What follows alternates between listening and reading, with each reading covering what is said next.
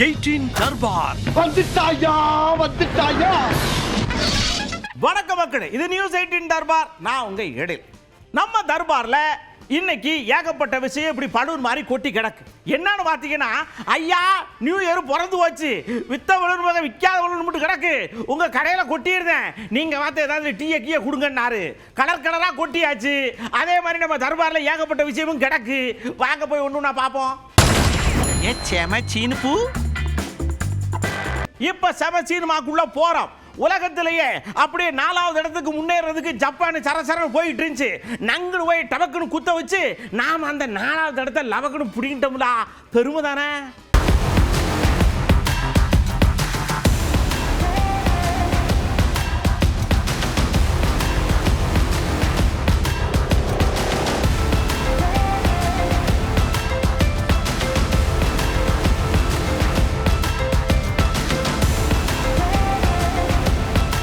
ஐயா, இந்தியா 4வது இடத்துல உலகத்தோட போட்டி போடுது, மற்ற ராணுவத்தில் போட்டி போடுது.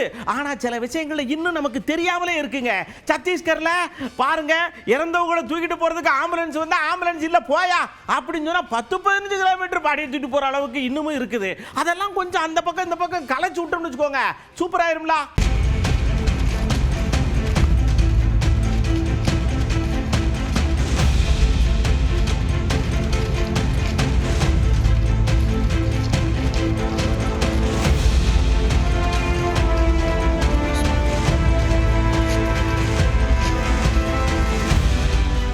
ஐயா, உடற்பயிற்சி ரொம்ப அவசியம். நாம இப்ப 45 வயசுக்கு மேல தாண்டது பெரிய விஷயமா இருக்குல்ல. பொட்டு பொட்டு பொட்டுன்னு எல்லாரும் டிக்கெட் வாங்குதாவே. அதனால உடற்பயிற்சி பண்ணுங்க, ஆரோக்கியமா இருங்க. அதுக்காக முறையான பயிற்சி இல்லாம இந்த மாதிரி எல்லாம் தண்டால் எடுக்கப்படாது. ஆமா, பாருங்க எப்படி ஏறாருன்னு.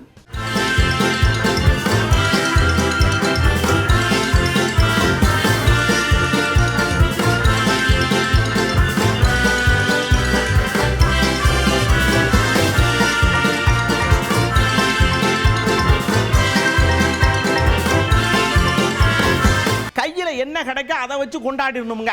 கோயம்புத்தூர்ல சிலம்பம் கத்துக்கிட்டு எல்லாம் சேர்ந்து சரட்டு சரட்டு சரட்டுன்னு சுத்தி இருக்காங்க. வானத்துல இருந்து பார்த்தா 2026 பப்பரப்பான்னு நிக்கி சிலம்பத்தோட.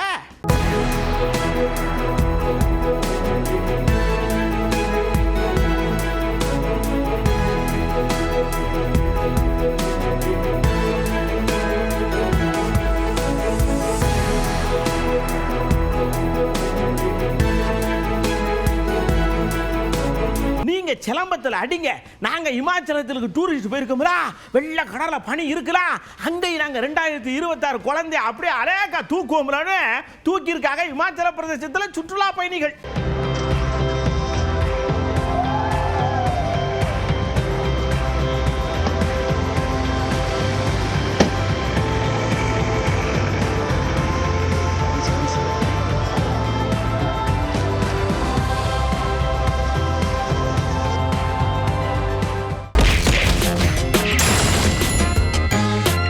அப்படியே நாம நேரா கவுண்டருக்குள்ள போறோம்.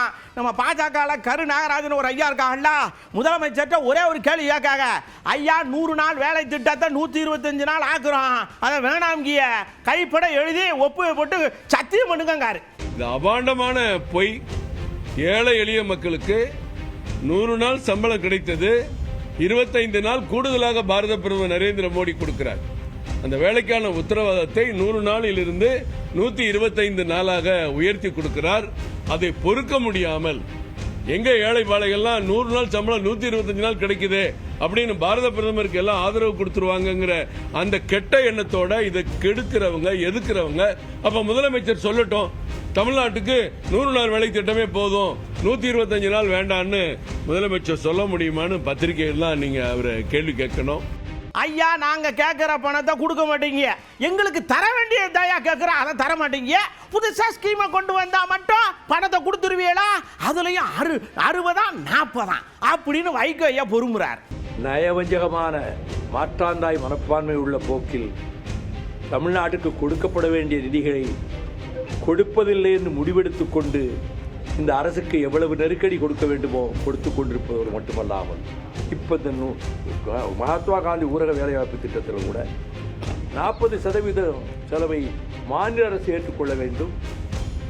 எங்கெங்க வேலை கொடுக்கணுங்கிறது கூட இனி மாநில அரசோ அந்த கிராம பஞ்சாயத்தோ கிராமத்து ஆளோ தீர்மானிக்க முடியாது.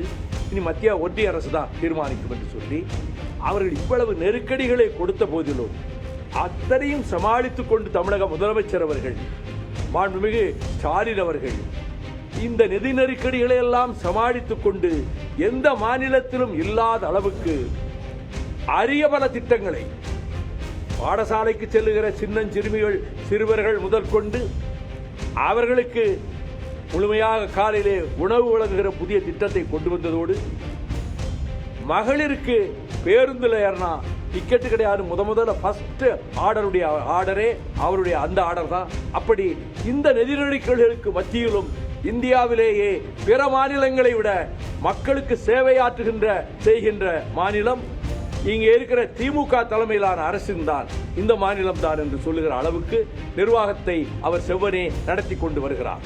அதனால தான் நான் சொல்றேன், ஐயா கட்டடம் எங்கது, படிப்பு எங்கது, புள்ளக்காடுக எங்க புள்ளக்காடுக, அதுக்கு நல்லா படிக்கு. ஆனா துணைவேந்தரை மட்டும் ஆளுநர் தான் தேர்ந்தெடுக்கணும், நீங்க தேர்ந்தெடுக்கப்படாது, முதலமைச்சருக்கு அந்த அதிகாரம் இல்லைன்னு சொன்னா கோபம் வருமா வராதான்னு கேட்காரு நம்ம சிதம்பரம் ஐயா. இதுக்கு 3 ஆண்டுகள் ஆகிவிட்டது. பல மாநிலங்களில் பல பல்கலைக்கழகங்களுக்கு துணைவேந்தரை அரசு தான் நியமிக்கிறது. இங்கே ஆளுநர் நியமிப்பார்னு பழைய சட்டம். இதை போன்ற ஆளுநர்கள் வருவார்கள் என்று சட்டத்தை இயற்றியவர்கள் கற்பனை செய்து கூட பார்த்திருக்க மாட்டாங்க. இப்போ அரசு நியமிக்கும் அரசு பணம், அரசு நிலம், அரசு கட்டிடம், ஆசிரியர்களை அரசு ஒப்புதலோடு தான் நியமிக்கணும். எல்லாமே அரசுனா ஏன் துணைவேந்தரை மட்டும் ஆளுநர் நியமிக்கணும்? துணைவேந்தரை அரசு நியமிக்கப்படாதா? மத்திய அரசு பல மத்திய பல்கலைக்கழகங்களுக்கு துணைவேந்தரை மத்திய அரசு தானே நியமிக்கிறது. ஆக மாநிலத்தில் உள்ள பல்கலைக்கழகங்களுக்கு மாநில அரசு ஏன் துணைவேந்தரை நியமிக்கக்கூடாது? இதற்கு பதிலே கிடையாது. ஆளுநரும் பதில் சொல்லலை, குடியரசுத் தலைவரும் பதில் சொல்லலை. நம்ம செல்லூர் ஐயா மதுரை விஞ்ஞானியே தமக்குன்னு வந்தார்லா, இதுக்கு தான் முதலமைச்சர் சடக்குன்னு முதலமைச்சர் ஆயிரணும் மறுபடியும் அப்படிங்காரு. எல்லாரும் பேந்த முடிக்காக இவர் யாரை சொல்றாரு, அவரை சொல்றாரா இவரை சொல்றாரா, நமக்கும் அந்த குழப்பம் இருக்குல்ல. இன்றைக்கு உலகமே ஆளுகின்ற மீனாட்சி சுந்தரேஸ்வரர் திருக்கோயிலுக்கு சென்று குடும்பஸ்தாரோடும் கழக குடும்பஸ்தாரோடும் சென்று மாண்புமிகு முதலமைச்சர் மீண்டும் தமிழகத்துடைய முதலமைச்சராக வர வேண்டும், மீண்டும் தமிழகத்துடைய முதலமைச்சராக வர வேண்டும். அங்கே கண்ணி மீனாட்சி சுந்தரேஸ்வரர் அருள் புரிய வேண்டும். காரணம் என்னன்னா, தமிழ்நாடு அமைதி பூங்காவாக இருக்கணும், தமிழ்நாட்டில் போதை கலாச்சாரம் இருக்கக்கூடாது. இந்த டவுட்டே உங்களுக்கு வேண்டாம், கிளியர் கட்டா நாங்க நோட்ஸே வச்சிருக்கிறோம், எங்க தலைவர் தான் முதலமைச்சர் அப்படின்னு செங்கோட்டை அண்ணாச்சி சடக்குன்னு சீல போட்டு குத்தார். இன்று 1ஆம் தேதி என்று இந்த அலுவலகத்தை காங்கேயத்திலே நாம் துவங்கி இருக்கிறோம். அதுவும் சிவன்மலைக்கு உடைய அடிவாரத்தில் இங்கே துவங்கப்பட்டிருக்கிறது. சிவன்மலை என்று சொன்னாலே உங்களுக்கு தெரியாதல்ல, இங்கே எதை வைத்து பூஜை செய்கிறார்களோ அதுதான் வெற்றி பெறும் என்று சொன்னார்கள். இன்று இங்கே அலுவலகம் திறக்கப்பட்டிருக்கிறது. வெற்றி என்ற இலக்கை 2026 அவர்தான் தமிழ்நாட்டுடைய நிரந்தர முதலமைச்சர் என்ற வரலாறு நாளாக. ஆகவே மக்கள் சக்தியோடு அவர் முதலமைச்சராக வருவார். அது எந்த சக்தியாலும் தமிழகத்திலே தடுத்து விட முடியாது என்பதை வரலாறு படைக்கும்.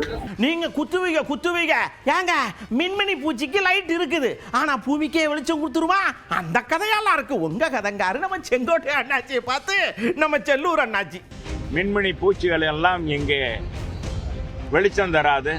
உண்மையான வெளிச்சம் தரக்கூடியவர் எங்களுடைய புரட்சி தமிழர் எடப்பாடியார் என்பதை தெரிவிச்சுக்கிறேன். சொல்லுங்க.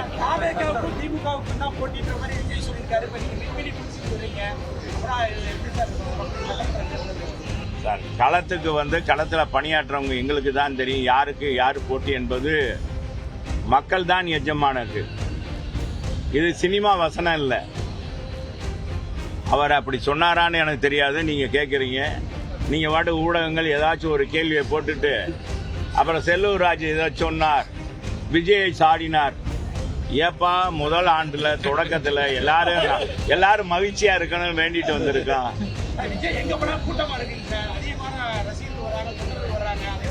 எல்லாருக்கும் வருவாங்க தம்பி, எல்லாருக்கும் ரசிகர்கள் வருவார். ரசிகர்கள் இருந்தா அது முதல் வரும்போது அந்த முகத்தை பார்க்கறதுக்கு சினிமா கவர்ச்சிக்கு தமிழ்நாட்டில் எப்பவுமே நம்ம அமிதாப் பச்சன் வந்தாருன்னா கூட கூட்டம் கூடும். அமிதாப் பச்சன் எவ்வளோ காலமாக சினிமாவில் இருக்காரு.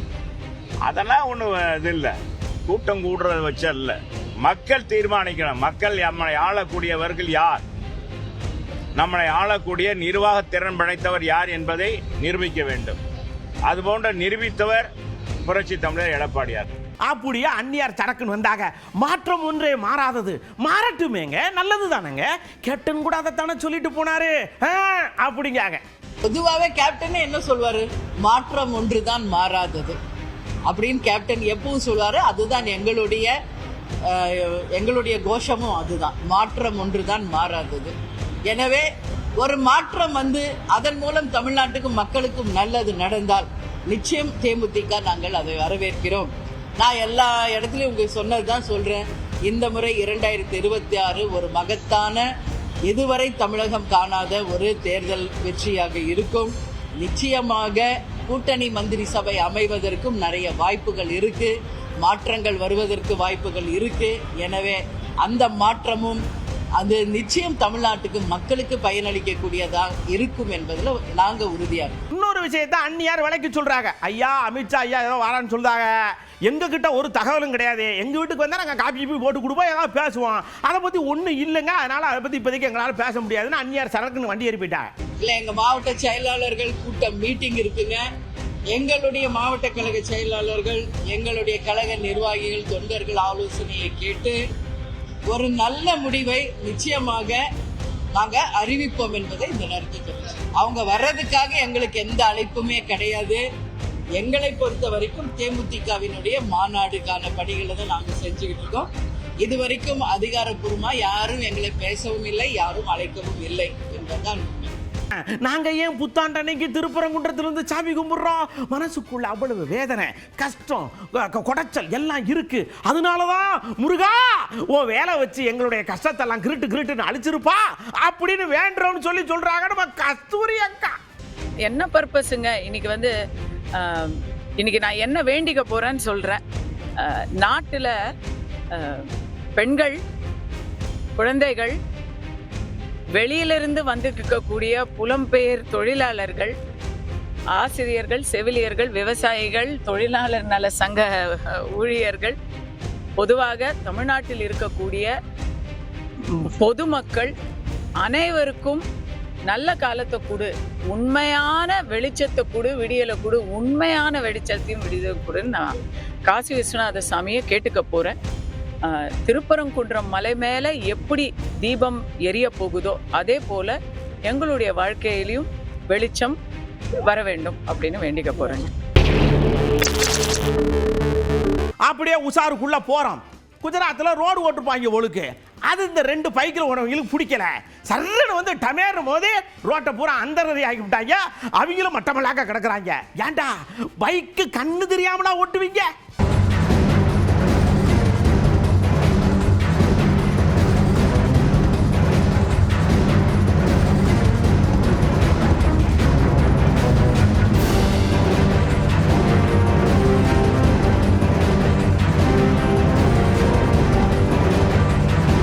ஊப்பியில அப்படியே நடந்து போகும்போது திடீர்னு டம்முன்னு ஏதாவது மண்டையில் உழுது. முன்னாடி பார்த்தா அது அசிங்கம் அப்படின்ற மாதிரி இருக்கு. திடீர்னு பார்த்தா வேற ஏதாவது உழுது. என்னடான்னு பார்த்தா ஒரு குரங்கு அண்ணாச்சு இந்த வேலையை பார்த்துருக்காங்க. இப்போ கொலவரி கொண்டு அந்த குரங்கை தேடுதாக அது உங்ககிட்ட சிக்குவரானது தப்பிச்சு ஓடுது. பார்த்து போங்க, மண்டையில் கல்ல போடுற போது.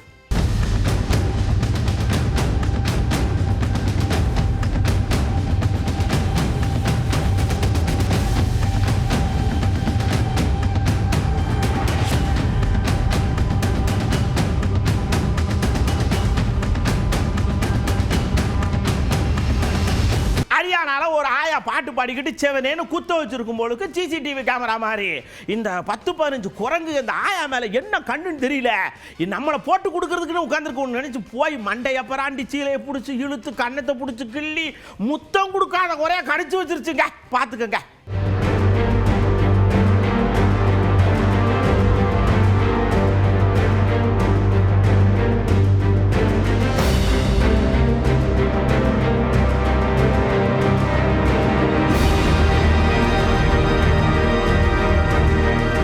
விஷயத்தை மட்டும் தெளிவா சொல்றேன். யாரை பார்த்தும் பொறாமப்படாதீங்க, யாரை பத்தியும் புரணி பேசாதீங்க, விட்டு கொடுத்து வாழுங்க. அதுலயும் இந்த பார்க்கிங் பிரச்சனை பெரும் பிரச்சனையா இருக்கு, அங்க கொஞ்சம் பேசி சரி பண்ணிக்கங்க. சண்டை கிண்ட விட்டு மண்டையை உடைக்காதீங்க. அடுத்த தர்பாரில் ஏகப்பட்ட விஷயத்தோட நான் உங்களை சந்திக்கிறேன். அதுவரை உங்களிடமிருந்து அன்போடு விடைபெற்றுக் கொள்வது உங்கள் அன்பு நண்பன் எழில். வணக்க மக்களே. 18 தர்பார் வந்துட்டாயா.